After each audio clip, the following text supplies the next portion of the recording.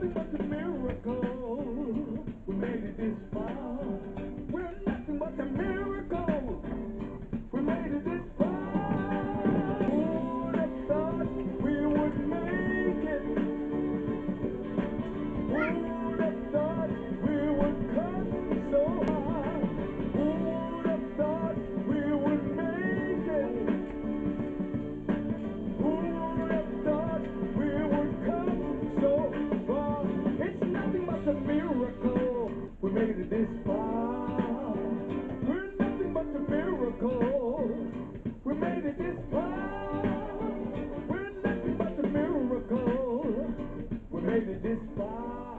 Yeah, we're nothing but a miracle.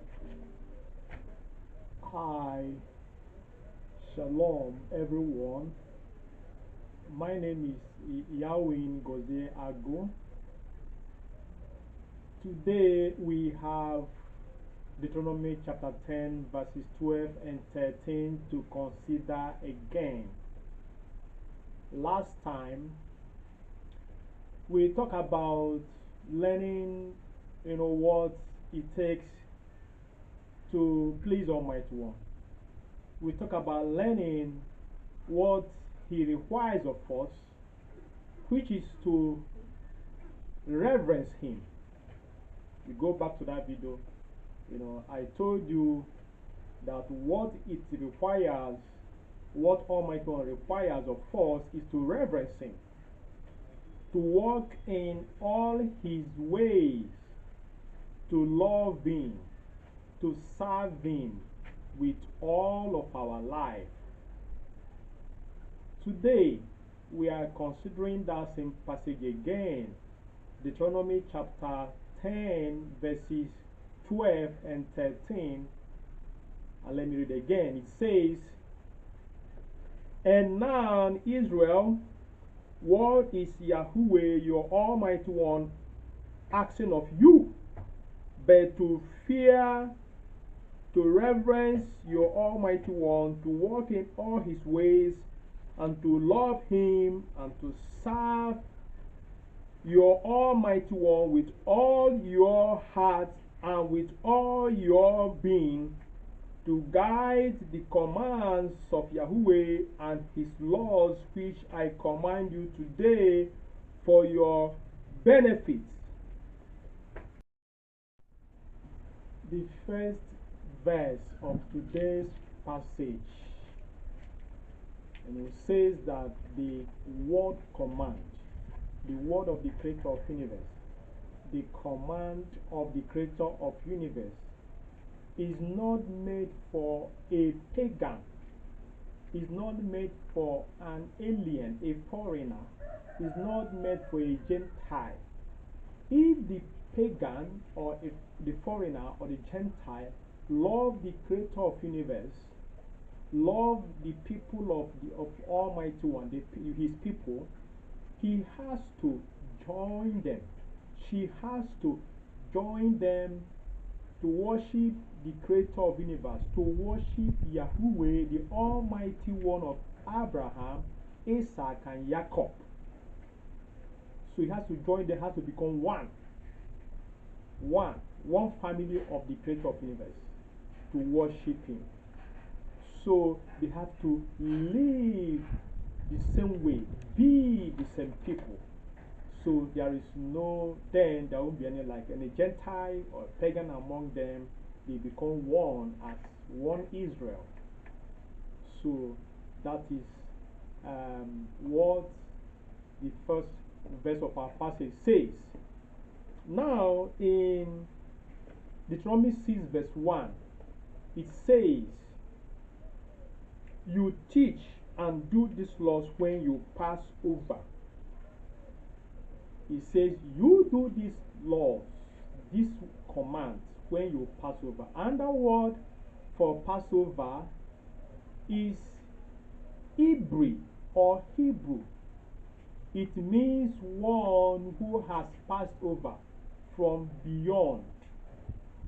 So, in actual sense, it is one who has been converted. One has been converted. It is a one from being a pagan, being a Gentile, to becoming Israel. So that's why he says, if anyone be in Messiah, if anyone being, be among the family of the Almighty One through the Messiah, he's a new creature. He's born again. All his lifestyle and everything about him in the past has passed away. So,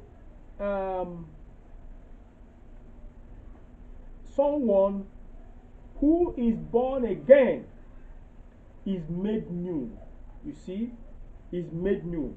And now he's living a new life in Yahweh. He's living a new life in the family. He now has a new family, now has a new lifestyle, now living a new life, now has a new name.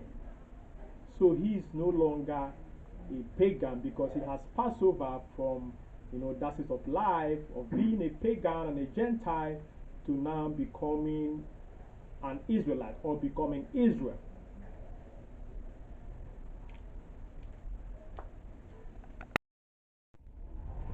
The word of Almighty One is grown on a fertile soil. The law, the command, the instruction of Almighty One cannot produce on a dry soil.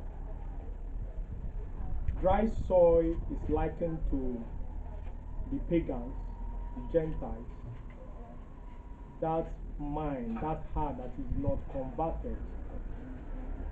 Why the fertile soil is likened to Israel? Israel has what it takes to nurture, to shammer, to hear and do the word of Almighty One. So we have Luke chapter 8 verse 15. It says, and that on the nice soil are those who, having heard the word with a noble and upright heart, retain it and bear fruit with endurance, that is, with patience. So the passage in Luke chapter 8, if we read from verse 11 all through to 15, suggests that there are those who will never accept the word of the Creator of the universe, who will never believe in the word of the Creator of the universe, who will never do the word of the Creator of the universe.